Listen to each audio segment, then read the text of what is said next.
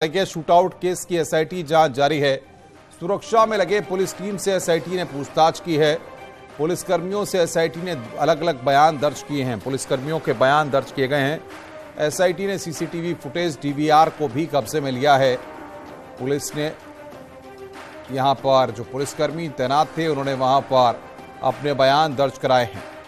Police से SIT ने जो सवाल पूछे हैं, सबसे पहले किसने आरोपियों को पकड़ा, सरेंडर के बाद क्या क्या बरामद हुआ, पकड़े जाने के बाद आरोपियों ने क्या बताया, आरोपी घटना को अंजाम देने के लिए कहां रुके, कौन सी गाड़ियों का इस्तेमाल किया गया, किस किस ओर से फायरिंग की गई, सबसे पहले किसने आरोपियों को पकड़ा, ये यहां पर सवाल किए गए हैं। पुलिसकर्मियों से शूटआउट केस की एसआईटी जांच कर रही है। और बातचीत करने के लिए शिवम हमारे साथ जुड़ रहे हैं फोन लाइन पर। शिवम, एसआईटी ने जांच पड़ताल का सिलसिला शुरू कर दिया है और आज पुलिसकर्मियों से सवाल जवाब हुए हैं। जी बिल्कुल, देखिए एसआईटी ने जो सुरक्षा में लगे पुलिसकर्मी हैं उनके आज बयान दर्ज किए हैं। अलग अलग सभी पुलिसकर्मियों को बिठाकर उनके बयान दर्ज किए।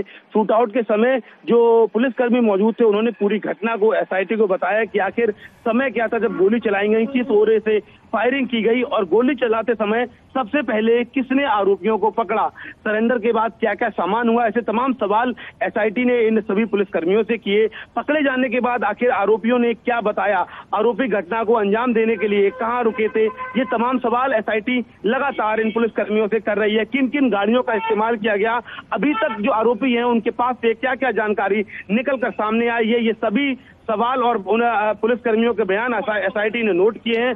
अब जो है आरोपियों के पुलिस कस्टडी रिमांड जब मिल जाएगी तो उसके बाद सीन रिक्रिएट किया जा सकता है। इन तीनों आरोपियों को मौका स्थल पर ले जाकर सीन रिक्रिएट कर सकती है एसआईटी। और उसके लिए सबसे इंपॉर्टेंट है, एसआईटी ये जानना चाहती है कि आखिर किस माध्यम से, कितनी दूरी से ये गोली चलाई गई। फिलहाल एसआईटी ने अपना काम शुरू कर दिया है और आज सुबह ही एफआईआर की कॉपी ली थी। उसके बाद जो कॉलवन हॉस्पिटल है वहां एसआईटी पहुंची थी। आसपास के जो घर हैं उनसे जो सीसीटीवी फुटेज है, डीवीआर फुटेज है, उनको अपने कब्जे में लिया था। बहुत बहुत शुक्रिया शिवम हमारे साथ जुड़ने के लिए और बातचीत करने के लिए। और इस बीच बरेली से बड़ी खबर आ रही है। अशरफ के साले सद्दाम पर बरेली पुलिस ने 25,000 का इनाम बढ़ाकर 50,000 कर दिया है। आईजी बरेली जोन राकेश सिंह ने बताया कि सद्दाम पर एनबीडब्ल्यू भी जारी हुआ है। पुलिस के अलावा अन्य टीमें तलाश में लगी हुई हैं।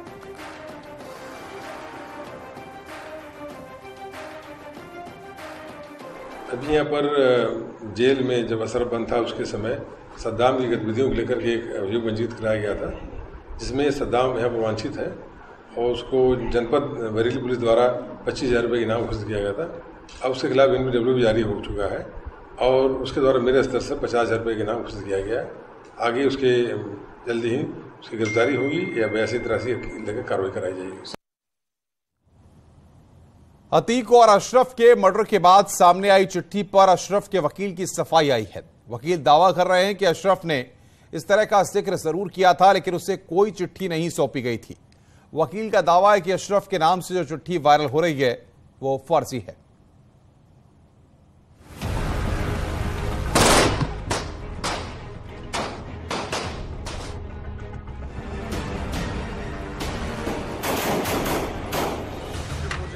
इलाहाबाद में धमकी दी गई है कि 2 हफ्ते के अंदर तुम्हें फिर से जेल से किसी बहाने से निकालेंगे और निपटा देंगे।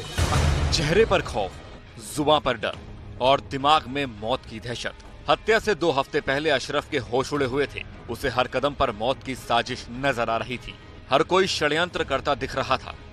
में चीफ जस्टिस सुप्रीम कोर्ट के माननीय चीफ जस्टिस को और इलाहाबाद के चीफ जस्टिस को और माननीय मुख्यमंत्री को मेरा बंद लिफाफा पहुंच जाएगा अगर मेरी हत्या होती है तो। अशरफ के बयान से बड़े सवाल खड़े हो रहे हैं। मसलन, क्या अशरफ को पहले से पता थी मर्डर की बात? क्या साजिश के तहत अशरफ को उतारा मौत के घाट? लिफाफे में बंद है मर्डर के साजिशकर्ता का नाम। अशरफ के खत से खुलेगा मर्डर का राज। ये सवाल इसलिए क्योंकि 29 मार्च 2023 को प्रयागराज से बरेली जेल लौटते हुए पुलिस कस्टडी में अशरफ ने जो बयान दिया वो सच साबित हुआ। उस वक्त हर किसी ने इसे सिर्फ अशरफ का पैंतरा माना था, लेकिन लोगों को यकीन तब हुआ जब अतीक और अशरफ के मर्डर के बाद उनका ये खत सामने आया। इस खत में क्या है वो आपको आगे दिखाएंगे, लेकिन पहले आपको अशरफ का वो बयान सुनवाते हैं जो उसने 29 मार्च को दिया था। मुझे इलाहाबाद में धमकी दी गई है कि 2 हफ्ते के अंदर तुम्हें फिर से जेल से किसी बहाने से निकालेंगे और निपटा देंगे। किसने दिए? किसने? एक बड़े अफसर ने दिए, मैं उनका नाम नहीं ले सकता। यूपी पुलिस नहीं ले सकता। नाम बताओ, नाम। ऐसा पूरी बात बताओ। नहीं, पूरी बात नहीं बता सकता मैं। अच्छा, आप पर उमेश पाल की भी हत्याकारों बंद लिफाफे में चीफ जस्टिस सुप्रीम कोर्ट के माननीय चीफ जस्टिस को और इलाहाबाद के चीफ जस्टिस को और माननीय मुख्यमंत्री को मेरा बंद लिफाफा पहुंच जाएगा अगर मेरी हत्या होती है तो। अतीक और अशरफ के मर्डर के बाद सामने आई चिट्ठी पर अशरफ के वकील की सफाई आई है। वकील दावा कर रहे हैं कि अशरफ ने इस तरह का जिक्र जरूर किया था, लेकिन उसे कोई चिट्ठी नहीं सौंपी थी। 28 मार्च को अशरफ जी को प्रयागराज से जिला जेल बरेली ले जाया जा रहा था, तो उससे पहले उन्हें पुलिस लाइन ले जाया गया था। पुलिस लाइन में वरिष्ठ पुलिस अधिकारी ने उनसे कहा था कि इस बार तो बच गया, लेकिन अगली बार जो जेल से निकाल तुमको 15 दिन तुम्हारा काम तमाम कर दिया जाए। वकील का दावा है कि अशरफ के नाम से जो चिट्ठी वायरल हो रही है वो फर्जी है, जबकि अशरफ ने किसे चिट्ठी दी उसकी जानकारी उन्हें नहीं है। मेरे द्वारा कोई भी चिट्ठी नहीं गई है, नहीं मेरे पास कोई सी चिट्ठी थी। अब जो भी चिट्ठी है अगर चल भी रही है तो फेक चिट्ठी चल रही है, उसका वास्तविकता से कोई लेना देना नहीं है। वैसे आपसे जिक्र उन्होंने अशरफ ने कोर्ट वहाँ जेल में किया था? हाँ, जेल में उन्होंने मुझसे जिक्र किया था कि अगर मेरे साथ मेरी हत्या होती है, कोई ऐसी घटना घटित होती है तो चिट्ठी पहुंचेगी। तो क्या चिट्ठी पहुंच गई है माना जाए? ये हमें इसके बारे में कोई जानकारी नहीं। जो आरोप 29 मार्च को अशरफ ने लगाए थे हुआ भी वैसा ही। तो क्या अशरफ और अतीक का मर्डर सिर्फ इत्तेफाक नहीं बल्कि पूरी प्लानिंग के तहत अंजाम दिया गया था?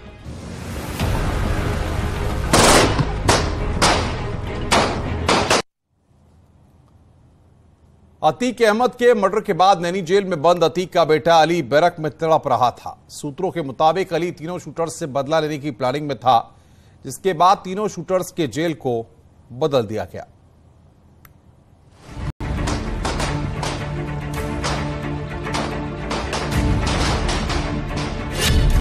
भाई का एनकाउंटर, पिता की हत्या,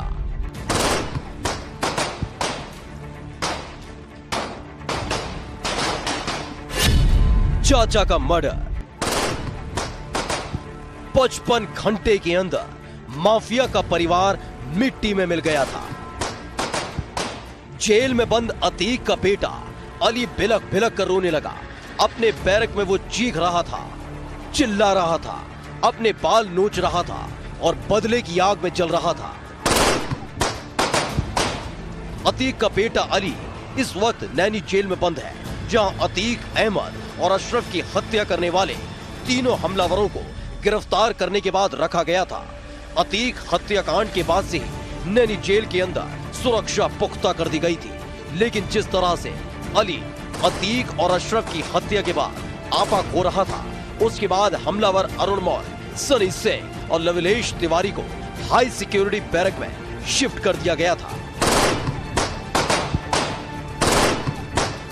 इस बीच एक इनपुट मिला कि जेल के अंदर तीनों हमलावरों पर हमला हो सकता है, उनको निशाना बनाया जा सकता है, जिसके बाद एहतियातन हमलावर अरुण मौर्य, सनी सिंह और लवलेश तिवारी को प्रतापगढ़ जेल में शिफ्ट कर दिया गया, जहां तीनों हमलावरों को तन्हाई सेल में रखा गया है, दूसरे बंदियों से दूर रखा गया है।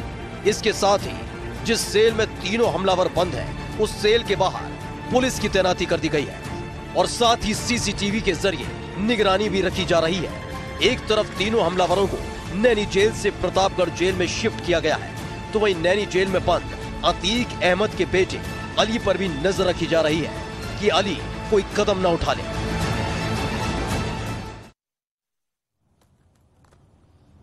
प्रयागराज में बमबाजी का मामला सामने आया है। अतीक के वकील ने जताई साजिश की